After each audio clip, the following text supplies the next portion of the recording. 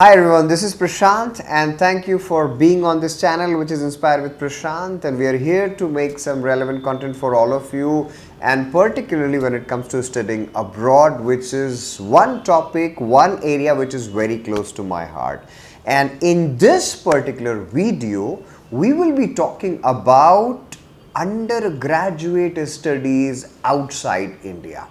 So I repeat, studying outside India at an undergraduate level, because we all see that most of the observations are related to people going for master's level, right? Because not that level of awareness is still there. But when it comes to undergraduate studies, I want to take this opportunity to spread the awareness, that yes, one must think about studying abroad after 12th, right?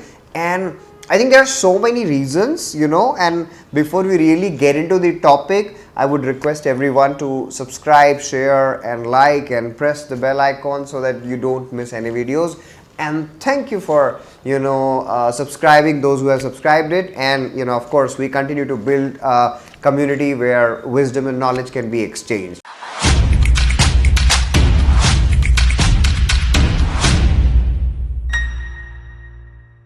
So let's get started. So I was talking about undergraduate studies outside India, why it becomes a very important issue. And I'll tell you, because of my 15 years of experience and all our students and my students who have gone out of India, when it comes to undergraduate studies, I can share, what was their experience.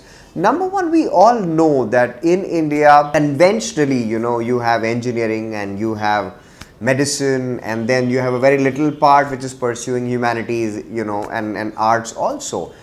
We need to understand the majority of students who are into that whole race of getting into an IIT or getting into a medicine college, or maybe getting into a top psychology program, which is already very, less in numbers.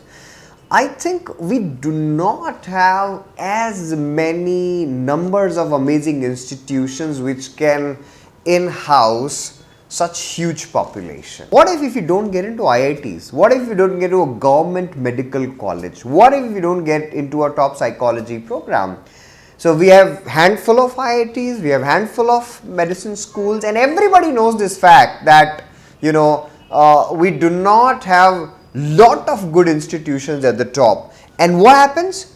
The graph, the quality of education falls down sharply.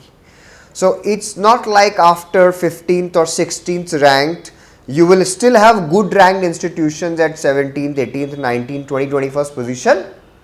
It's actually, they are not at all comparable with IITs. So giving an example, you have IITs, you have NITs, you have BITS Pilani, and you have few other good ones, and then the quality of education plummets, in all other private engineering colleges. So this is one of the reasons that, we can think of studying abroad after 12th. Same goes with other fields as well. So I have always told every parent or every single student who is in 9th, 10th, 11th or 12th, why you should be going abroad. Number one, no, it's not the scholarships, right? There are three factors. Scholarship, I'll be detailing it in a bit, but there are three major factors. One, parents should understand the concept of affordability. US, there is a different fee structure. UK, there is a different fee structure. Canada, there is a different fee structure. So as the scholarships are also different. So parents should be told that what would be their liability, because this program is not 1.5 to 2 years like masters. It's a program for 3 to 4 years.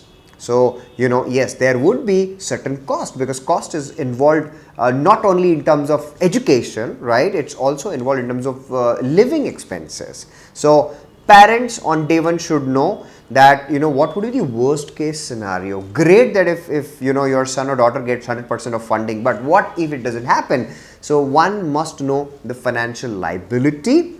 Second, what level of emotional maturity that student is having.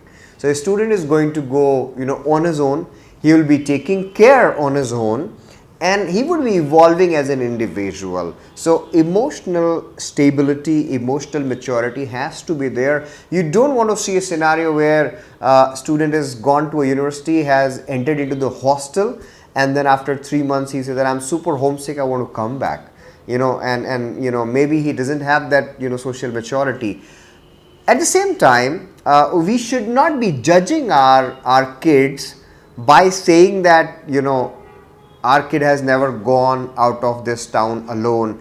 I think that's not the right way to judge it. It's just a certain level of emotional maturity and understanding has to be there. And the third, student should be studious. I mean, you're going to a a different sort of education culture, right? When these variables change, and he's primarily going to a study, so you need a commitment from the kid, and you need to observe also that he's decent. He need not to be a topper of the class, right?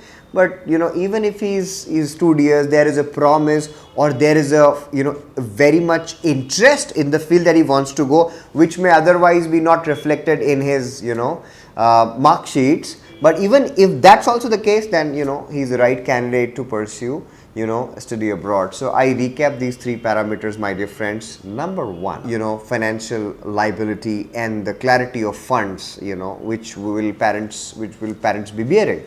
Second, emotional maturity or stability or ability to live independent, right? And the third thing is studiousness. A student should be decently diligent so that he can adapt to a new educational culture.